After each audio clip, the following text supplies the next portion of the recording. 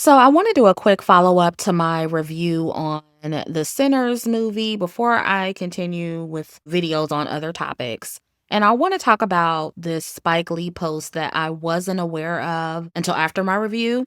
And I also want to respond to some of the feedback I got on my review and talk about this one-sided black love fantasy that black women engage in every time a movie like this comes out. And by the way, if you haven't seen my review, be sure to check it out first and then come back to this video. There will also be spoilers in this video, and there are spoilers in my review as well. So anyway, in my Sinners review, I said that this movie is more about black love for black women than it is for black men. And when I saw this post from Spike Lee, it proved my point. In this post, he says that Haley Steinfeld, the white woman who played Mary, is his quote unquote sister, and that he goes by the one drop rule. So he wanted everybody to know that this woman is a black woman to him and that she is his sister. And this is based on Haley having a grandfather who is half black, and also her character in the movie Mary, who is an octoroon. But this is very clearly a white woman, yet Spike and other black people are claiming her as black. Now, mind you, the black community just collectively kicked Drake out of blackness, and he has a whole entire black father. But Haley is a black woman, of course, because she's a woman, and that makes her the preference of black men, so she gets a pass. You see how that works, black women? And do you see how black men are just playing in your face when it comes to this whole one drop rule, and you're just allowing them to do it? And it's not just Spike. I saw other black men one drop ruling Haley into blackness. And I also noticed that in many of the reviews I saw from black men, they were lusting over all of the women in the movie and pretty much enjoying their interracial dating promotion, while black women were focused strictly on the black love in the film.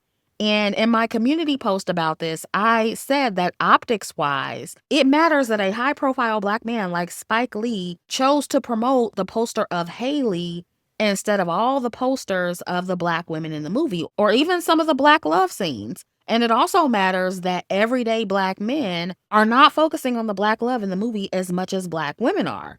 And I also noticed that anytime I come across promotional pics or videos of Smokin' Annie, it's mostly women commenting under those videos, not black men. I saw this under Michael B. Jordan's Instagram post. I saw this under all of the Smokin' Annie tribute videos made here on YouTube, which of course those two were made by black women. So while black women are eating up all of the black love in this movie, and using this movie to teach a lesson on white supremacy and cultural appropriation and racism, black men are more so eating up the promotion of their image being the tough, muscular Jim Crow gangsters who unalived all the evil white men at the end of the movie and who are also romantically involved with all races of women in the movie, not just black women. And to top it off, they use a black man, Michael B. Jordan, who has never dated a woman who looks like Woonmi in real life. Shout out to everyone who corrected me on the pronunciation of her name. Her name is pronounced Woonmi, not Wunmi. But they used her to sell this black love fantasy to black women, and specifically to plus-size dark-skinned black women, and it's going right over your heads. This was another instance of black men pandering to black women and showing us with black men to keep us focused solely on black men as romantic options, while they promoted black men with other races to show them that they have a variety of romantic options. That is why they made a point to show Stack and Mary living eternally and happily ever after at the end of the movie, despite them being evil vampires. And some would say, oh, well, the white woman in the movie was responsible for getting everyone unalived by the vampires, so the movie is telling black men to stay away from white women. But even if that were true, the messaging didn't actually get through to black men. Black men are not having discourse online about how the movie made them not want to date white women because of white supremacy and cultural appropriation. They're making posts about Haley being a black woman and how she's a sister. And they're making videos about how fine she is and all the other women were in the movie regardless of race. So no matter what the deeper meanings of the movie were, black women, optics-wise, this was a movie that featured a black man with a black woman and a white woman, so it reinforced the idea that black men have options outside of black women. And that's exactly what they took from the movie, while black women only took away the black love. This is why I keep making these videos and telling Black women that you look foolish publicly celebrating Black love and publicly celebrating Smoke and Annie's love story, because Black men en masse are not reciprocating that energy. And this is why I will continue to say that Black women need to encourage the romantic promotion of Black women with all races of men and stop objecting to it when we see it, because Black men fully embrace their interracial dating promotion. They are not focused on Black love promotion like you are, ladies. It's very one-sided. And I also want to highlight a very good comment one of my supporters made about the sex scene between Smoke and Annie. And they said, I thought the sex scene wasn't hot at all. She grabbed him after he was basically kind of cold and reserved towards her and talking strictly business to her if she can cook for his guests. Yikes. I feel like Black women on TikTok are being obtuse on purpose. It's undeniable that she is portrayed very matronly, towering over him. And see, this is why I think I have some of the best subscribers, because even I was willing to excuse the sex scene because of the love that was portrayed between Smoke and Annie. And because they lost a baby in the movie and they were in so much pain. There were definitely multiple ways to interpret that scene, but this commenter is still absolutely correct about how the scene was bad optics-wise. And I think it's important for Black women to understand that because of the stereotypes that exist of both dark-skinned women and plus-size Black women, it would have been a lot better optics-wise to show a more loving sex scene between Smoke and Annie, where he initiated the intimacy between them instead of her. And also, like I mentioned in my review, the promotional pictures of her standing and him sitting down, that was off as well. Those little details matter, especially when it comes to promoting dark-skinned Black women. And like I said, I don't expect Black men to promote Black women right, because they want Black women promoted as mammies and protectors of the Black man. But I'm doing these videos to open the Black woman's eyes so that they can see what they're looking at. And I'm also doing them so you will be aware of what is good promotion, what is effective promotion, what is corrective promotion. And when it comes to the sex scene, I'm not saying that it's wrong to just want it from the back sometimes. I'm not saying that women can never initiate sex in real life, but we're talking about a movie and how to correctively promote Black women, since our image is already hypersexualized and we're rarely promoted as love interests that don't engage in some type of struggle love. And I think that many of us didn't have a problem with this scene because it depicts real life. A lot of y'all are used to Black men being very cold towards you intimately and just hitting it from the back instead of making love. Many of y'all don't even want that because of your Blackistan conditioning. In our community, a man, quote unquote, beating it up equates to love to a lot of Black women. So a lot of y'all didn't even find anything wrong with this promotion because it's just normal in the Black community. And some of y'all also got mad at what I said about Wunmi being a spiritual mammy. And one of the top responses was that it was normal for Annie to want to protect Smoke because he was the father of her deceased child and because she loved him. Okay, and that still does not change that she was the lover mammy archetype in the film that had to protect everyone. And I know a lot of you Black women are okay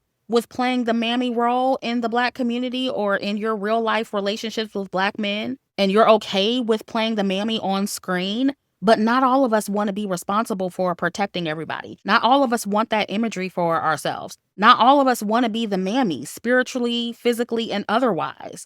So we're tired of this kind of promotion. And we can have smart Black woman characters in movies without being mammies. We can be lovers in movies without being mammies. And some of you also got upset at me saying that they downplayed Wunmi's beauty in this movie. And there were several people who made the argument that Mary looked better because she was upper class and married to a rich white man, and Annie was a poor spiritual worker. And I'm sorry, but no. Poor women can be sexy too, and not all Black women looked like mammies in the 1930s. I'm not sure if you guys forget that some of us have photographs of our grandmothers, our foundational Black American ADOS female relatives and foremothers from the 1930s. And not all of them were overweight and matronly. Many of them were thin or average weight, and they were beautiful. They had sex appeal, and they didn't have a lot of money. I'm not going to show pictures of my grandmother, but she was one of them. So I'm sorry, but you're going to have to come with a better argument than that. And also, not everything in this movie is realistic or applicable to the 1930s, including some of the slang that was used. So let's not act like Annie couldn't have had more sex appeal because of the character she played and because it was a period piece. Like I said in my review,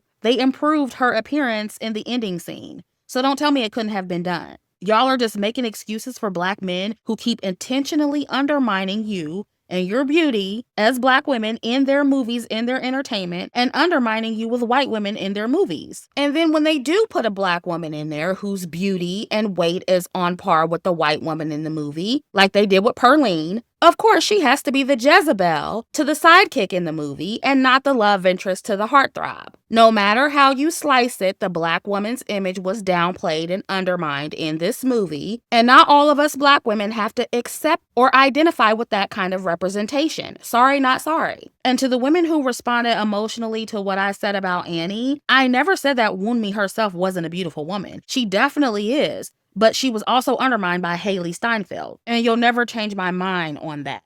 Black men would have never done this in reverse and cast a plus-size white woman next to a fit or average weight Black woman and made her a love interest to the fit, muscular heartthrob in a movie. I don't care what time period the movie was set in, it wouldn't have happened. And if it did, I guarantee you that the Black men in charge of the movie would not have made that fat white woman look matronly if she were a love interest to a Black man. And there were actually Black men who responded to my review who got mad at me saying that, but I said what I said. If it's all about being quote unquote realistic, then promote Black men with plus size white and mixed women. But just the fact that there were Black men who got mad at that speaks volumes. And it proves the point that I was making in my video, that Black men would never cast a fat white woman as a love interest for a fit, muscular Black man. And I already knew that, which is why I said what I said. If you couldn't even imagine a plus-size white woman being cast as a love interest to an average-sized Black man in a movie, even though in real life many of you are dating plus-size and overweight white women, then that means the argument that everyone is making about Wunmi representing the everyday dark-skinned woman is bullshit, because you don't want quote-unquote realistic white women promoted. What Black men do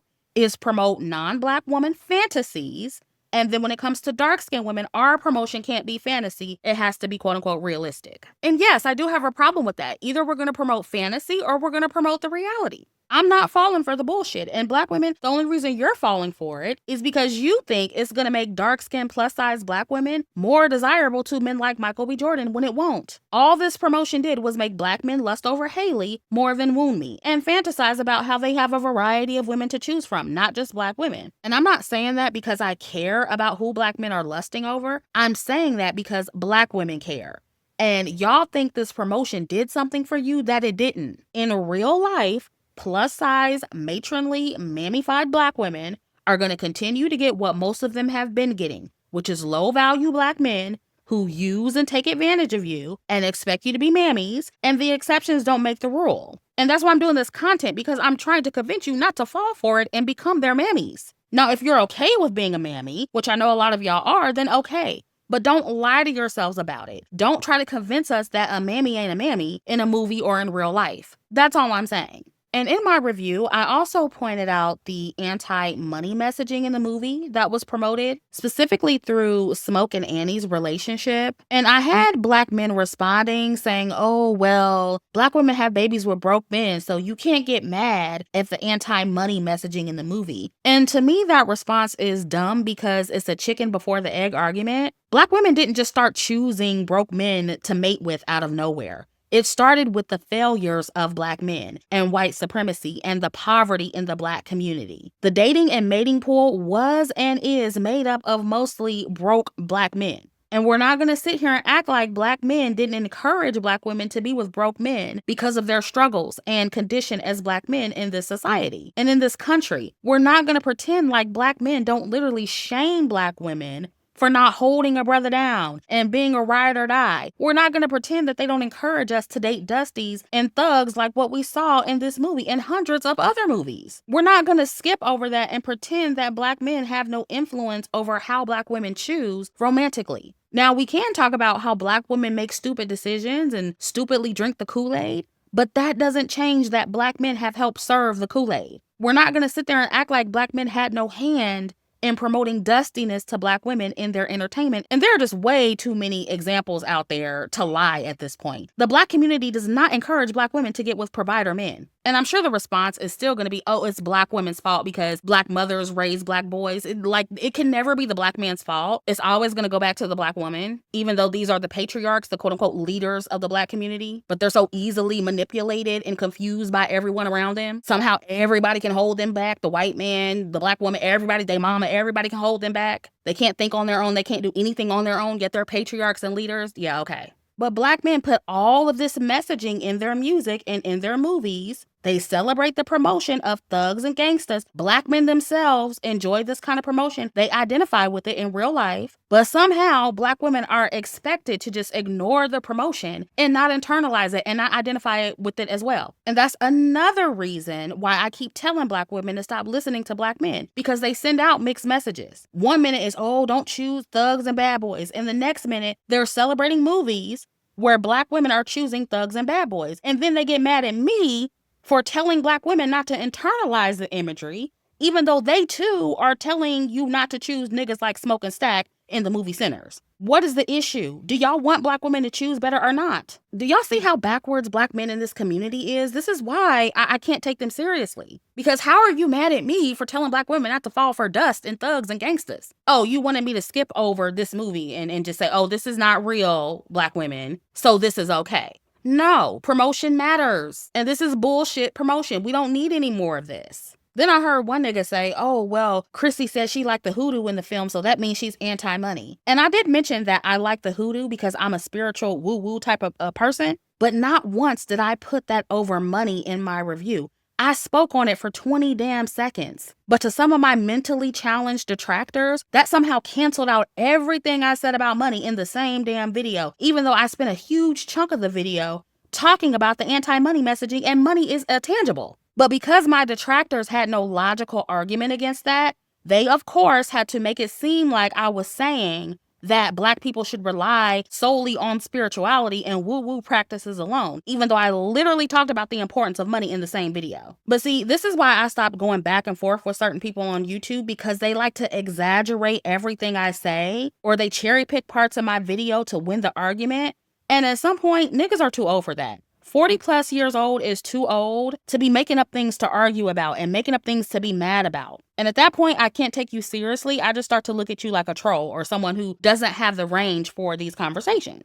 I start questioning your level of intelligence at that point. The whole point of my review was to encourage black women to stop falling for the conditioning in these films and stop settling for subpar promotion. And the only reason black women are settling for this subpar promotion is because it taps into your black love fantasies and your desperation for any type of promotion. So you'll take anything. But not all of us are desperate for promotion. I would rather not be promoted at all than be undermined by non-black women in movies and TV shows. And I realize that my promotional standards are higher than most black women's, but I'm not going to apologize for that, because they need to be high to correct the damage that has been done. A dark-skinned woman somewhere needs to have higher standards in this community and stop accepting the bare minimum. And if that someone has to be me and some of the dark-skinned women over here, then so be it. We're the high standard, high maintenance, dark-skinned women, and we aren't going to apologize for that. Give us the same promotional respect and courtesies that you give other women, other races of women, other complexions of women, or leave us out of the promotion. It's not hard to do. And for those who are under my videos and other people's videos talking about, oh, Chrissy just needs to make her own movies. You should make your own movies. Look, if I were a screenwriter, I absolutely would. And I would be happy to work alongside someone who does actually create movies that feature black women and dark-skinned black women. But just because I don't doesn't mean that I can't have a critique about a movie. There are tons of movie critics out there who don't make movies. And I'm allowed to give my critiques as well, even if you don't like them. Some of you need to realize that not everyone has to like the same movies that you like. Get over it. And that's the thing. I didn't even say that I completely dislike the movie. I like some parts of the movie. I love the music in the movie. That Elijah instrumental that they played in the post-credit scenes, beautiful. It made it on my playlist. But yeah, I don't have to like everything about the movie. I don't have to like the promotion of black women in the movie and the representation. I don't have to like it. And I do agree with everyone who said that black women are going to need to correct our own promotion because nobody else is going to do it for us. And I've stated that several times on my channel. And to be honest with you, I don't even trust most black women to get it right. It would have to be black women who are actually woke and who are familiar with the discussions that we have on this channel. And for those of you who who are asking, well, Chrissy, why did you support the movie? Why are you talking about it and giving it your attention? First of all, I did not pay to see this movie. I found it online. I thought that was obvious with some of the slides that I used in my last video. I mean, come on, y'all. Use your brain. I did not pay to see this movie. I did not go to the theater to see this movie. Secondly, we as Black women have to know the difference between giving something good attention versus putting out a needed narrative. Because of how the film is being perceived by a critical mass of Black women, my alternative viewpoint needed to be out there. If I didn't do my last video, the movie would still be getting a ton of attention from Black women, and none of what I mentioned will be highlighted pretty much anywhere. There's only a handful of people who had the same viewpoint that I did, who were pointing out the things that I pointed out. And there are literally thousands of Black women identifying with the imagery of this movie and falling for the pandering. So yes, I'm gonna talk about it. The attention for this movie is already there. The damage is already done. My video was to help Black women open their eyes to the bullshit. So why some Black women don't understand that and are making it seem like